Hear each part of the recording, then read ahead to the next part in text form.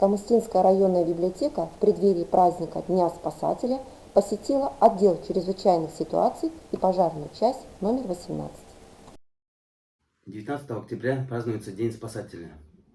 В преддверии этого праздника хочется поздравить наших ветеранов, органов гражданской защиты, также действующих сотрудников Министерства по чрезвычайным ситуациям, а именно Камыстинский гарнизон противопожарной службы с этим праздником. Пожелать крепкого здоровья, счастья, семейного благополучия, чтобы дети росли на радость, на работе успехов, поменьше пожаров, различных ЧС, чтобы домой приходили живые, здоровые.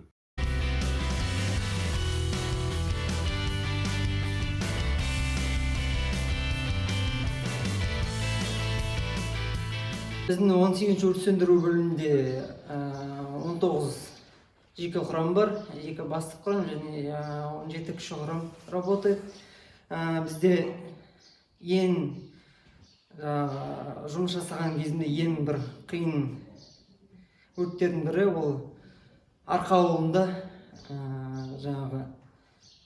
орман алқабына қауіп төнген кез болды. Ең бір күрделі өрттердің бірі болды. Мен осы 18-ші өрт сөндіру бөлімінде 2023 жылдан бастап жұмыс жасап келемін. Жақсы жеке құраммен жақсы тіл табысып кеттік. Жеке құрам жаман емес. Жақсы жұмыс жасайды барлығы да. Ешқандай қателіктер жоқ. Пожарной части номер 18, 19 сотрудников по штату. Получается, из единиц техники у нас 2 основные автоцистерны, это непосредственно участвующие в тушении пожара, и 2 вспомогательные техники. Это получается КАМАЗ «Кунг», который в основном выезжает на аварийно-спасательные работы, и оперативно-служебный автомобиль «Нива» «Шевроле». Вот хочу познакомить тоже с нашим сотрудником, водитель-сотрудник пожарных автомобилей, получается старший сержант гражданской защиты Любаев Руслан, тоже опытный водитель, который непосредственно часто выезжает на аварийно-спасательные работы, на тушение пожаров, на все пожары. За свою с 2018 года сотрудник работает, очень часто выезжал на такие сверки крупные, связанные со снежными заносами, по спасению людей.